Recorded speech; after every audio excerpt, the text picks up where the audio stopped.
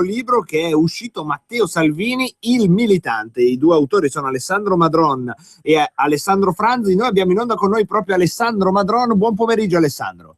Buon pomeriggio e grazie dell'invito. Ma figurati, anche perché è un libro che si propone un'ardua impresa, quella di ricostruire il percorso che ha fatto del giovane militante Matteo Salvini, il Matteo Salvini, segretario della Lega, protagonista della politica italiana in questi giorni. Che percorso è? Come potresti definirlo in poche parole? Caspita, in poche parole è una strada, un'autostrada o un sentiero quello che ha percorso Matteo Salvini? Io direi quasi un'autostrada, nel senso che si è sempre trovato nel posto giusto, al momento giusto, e ha saputo approfittare delle occasioni che la vita gli ha proposto. Quali possono essere state, diciamo, le uscite fortunate, se utilizziamo questa metafora dell'autostrada? Più che uscite fortunate, diciamo che lui è anche bravo a saper cavalcare le situazioni giuste nel momento giusto. Diciamo che il libro è strutturato in due momenti principali, uno che ricostruisce proprio la storia, la politica del personaggio, e un'altra che cerca di analizzare più la parte comunicativa, e diciamo che io mi sono occupato di questa seconda parte. Quindi, mentre Alessandro Franzi è stato più sulla parte biografica. Esatto, biografica, e anche gli interventi, la raccolta di interventi da parte di persone che abbiamo sentito, altri politici, analisti. Sì, infatti ci sono delle testimonianze dirette, ecco, non immaginatevi il solito libro con il saggio, con i due che fanno un po' i sapientoni e ci fanno lezioni. No, perché anzi. Sono due giornalisti. Tenuti distanti. Esatto, sono due giornalisti, quindi abituati a far parlare altri, ed è quello che fanno anche nel loro stesso libro, e parlano ad esempio Gabriele Albertini, che è stato insomma il sindaco di Milano quando Salvini era consigliere comunale, era un po' il Gian Burrasca del consiglio comunale. Sì.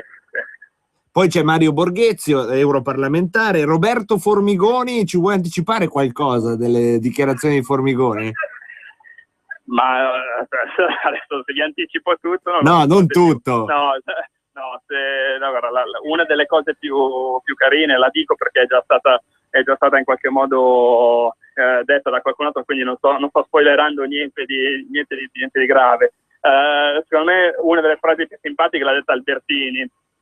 E Albertini ha detto di Salvini che è come un pesce cane, nel senso che ha fiuto per il sangue, insomma, quindi l'ha descritto così, quindi e questo secondo me rende bene l'idea di quello che Salvini oggi è e riesce ad essere anche in ambito comunicativo, cioè lui avverte qual è il tema caldo del momento e ci si avventa sopra sfruttandolo fino all'osso.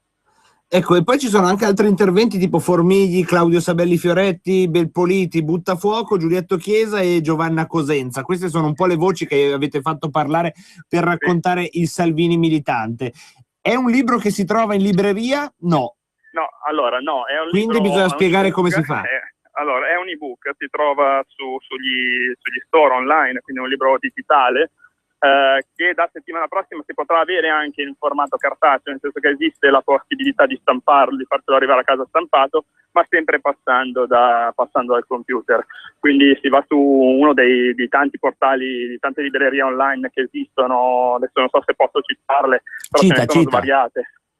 Sono da Amazon a Mondadori, Feltrinelli, ce ne sono IBS, ce ne sono veramente tante, e non è difficile da trovare. Da questi portali, uno dei vantaggi di ebook è che costano poco, costano molto meno rispetto ai libri che si trovano stampati. Il libro costa 4,99 € nella sua versione ebook, con anche contenuti iconografici, quindi ci sono anche dei video, delle immagini, delle foto, quindi è diciamo molto completo anche da questo punto di vista. Ecco, è un libro da questo punto di vista, possiamo anche dire ai nostri ascoltatori che insomma non è certamente il libro dell'ortodossia salviniana, e forse è per questo che può essere interessante da leggere sia per chi si identifica in modo ortodosso con il pensiero di Salvini, sia per chi invece diciamo più è meno caldo nell'adesione al leghismo in generale, proprio perché dà degli spunti diciamo di dialettica, giusto? Se posso permettermi, cioè, questa autopromozione abbiamo cercato di essere liberi dal pregiudizio che affligge la Lega. Questo ve lo concedo, insomma. Cioè, diciamo, c'è un pregiudizio generale che sta sopra questo partito e soprattutto le proposte che arrivano dalla Lega. E noi abbiamo cercato di approcciare il personaggio liberandoci da questo pregiudizio e raccontandolo per quello che è. Speriamo di essere riusciti a farlo. Chiaramente non rinunciamo al nostro sguardo critico sui contenuti, sui temi. Ovviamente se mi si chiede se io sono d'accordo con Salvini su tutto, ecco, no, non aderisco. Ma tanto Alessandro Madrono, tu hai già un grande merito che non sai, perché tu hai scritto un libro su Maroni, dopodiché Maroni è diventato segretario della Lega e governatore della Lombardia. Quindi adesso noi promuoviamo più che volentieri il tuo libro su Salvini, perché c'è ovviamente una regola cabalistica che vogliamo onorare. Vediamo, spero di portarvi fortuna. Guarda, non ti preoccupare che se va come l'altra volta, devo dire che questo libro quantomeno sarà un talismano importante. Io saluto Alessandro Madrone, che inviterò insieme ad Alessandro Franzi per una chiacchierata anche più approfondita qui nei nostri studi, anche con gli interventi degli ascoltatori. Nel frattempo, visto che il libro è uscito adesso, andate sui portali Amazon, Feltrinelli, Mondadori, insomma scrivete su Google Matteo Salvini, #ilmilitante, e se vi ha incuriosito questa chiacchierata e gli ospiti che sono dentro il libro, scaricatevelo con un piccolo prezzo che è quello dell'ebook. Grazie mille Alessandro. Grazie mille a voi. Buona giornata. Grazie mille. Siamo riusciti a risparmiare una decina di minuti circa con questo secondo libro che oggi vi abbiamo proposto, quindi io direi che possiamo tra poco metterci in cornetta a fare un bel filo diretto. Con chi secondo voi, dopo aver parlato di questo libro su Matteo Salvini? Sarebbe anche il caso di ascoltare la viva voce proprio dell'oggetto, del protagonista di questo libro, e quindi tra pochi minuti una intervista a filo diretto con voi, come sempre, con il segretario federale Matteo Salvini. Nel frattempo un po' di negrita mentre noi ci occupiamo della cosiddetta parte tecnica, e quando dico noi in realtà dico Roberto Colombo.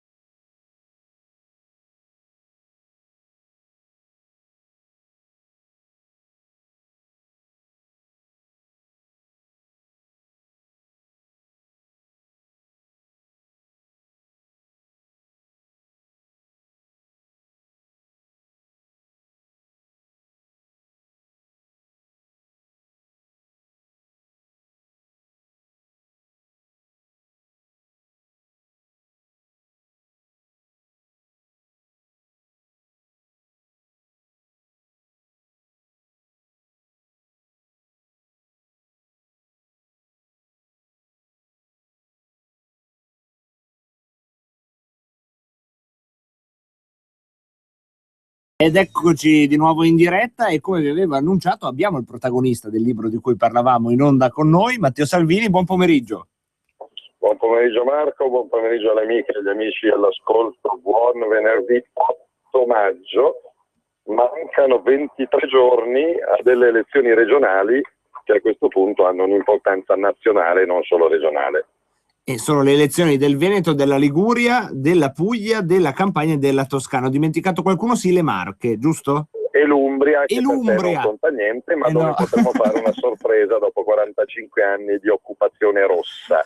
Sull'Umbria. Io sto oggi la provincia di Vicenza, sono in provincia di Padova in questo momento. Un sacco di gente anche alle 4 del pomeriggio appena salutata, incontrata e ascoltata a Sant'Angelo di Piove di Sacco.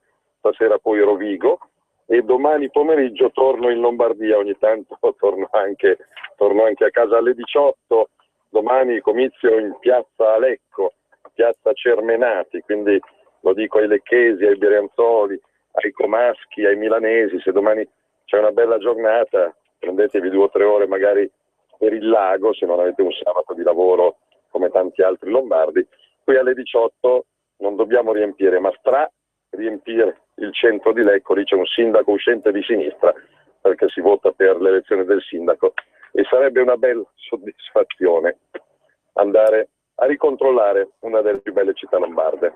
Ecco Matteo, noi stiamo per prendere delle telefonate allo 0266 20 35 29, abbiamo qualche secondo da aspettare per la parte tecnica di cui si sta occupando Roberto Colombo. Il tempo di farti questa domanda che ti volevo fare è che è quella relativa al libro che abbiamo recensito prima, quello di Franzi e Madron, un libro in cui ci sono tante voci su di te, e una di queste è quella di Gabriele Albertini, che sembra abbia scritto che insomma tu sei come uno squalo che sente odore del sangue e in questo modo cavalchi ogni battaglia.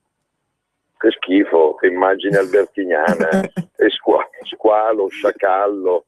Beh, però adesso sono arrivati i gattini. Sì, adesso i gattini, cucciolosi e puccettosi.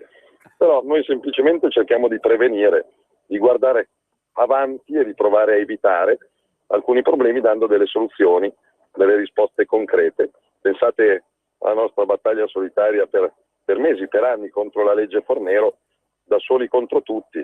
Anche i giudici della Corte Costituzionale dopo 3 anni di sonno si sono svegliati annullando una parte di quella infame legge, e io mi sono impegnato a cancellarla in toto, e se il governo entro la settimana prossima non dirà come, quando troverà i soldi per restituire a questi 6 milioni di pensionati quello che è stato loro tolto, noi andremo a occupare il Ministero del Tesoro.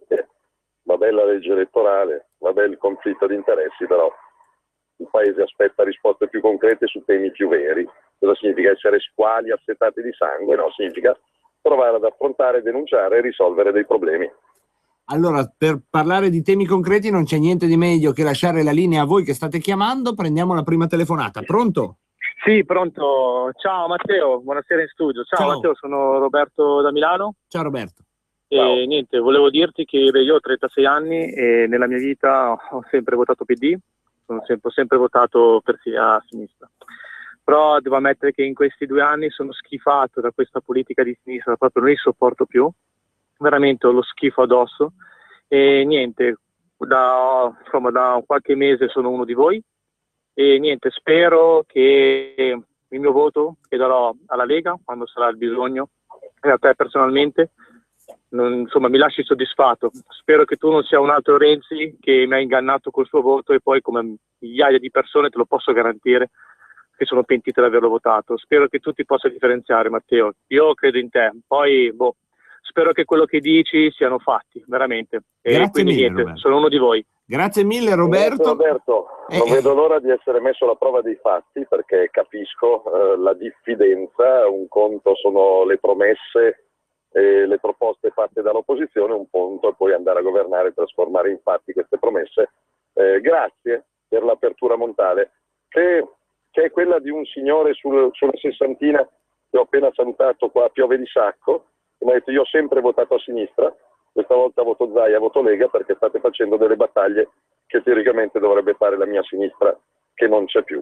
2 coincidenze, per carità di Dio. Roberto da Milano e l'amico padovano non è che facciano sondaggio, però è significativo. Magari Marco, chiedi in regia di isolare la telefonata di Roberto e di tenerla, perché è un bel segnale. Sì, anche ti dico Matteo, non è così isolata questa testimonianza, molto frequente. Le categorie della destra e della sinistra superate, il derby fascisti comunisti, insomma è roba da Milan-Inter. Andiamo sui progetti, andiamo sulle tasse, sull'agricoltura. Io oggi ho pranzato con una ventina di allevatori che mi parlano di IMU sui terreni agricoli. Ecco, la battaglia contro l'IMU sui terreni agricoli cos'è? Di destra o di sinistra? Uno che munge una vacca, cos'è? Di destra o di sinistra? Quindi sono concetti superati.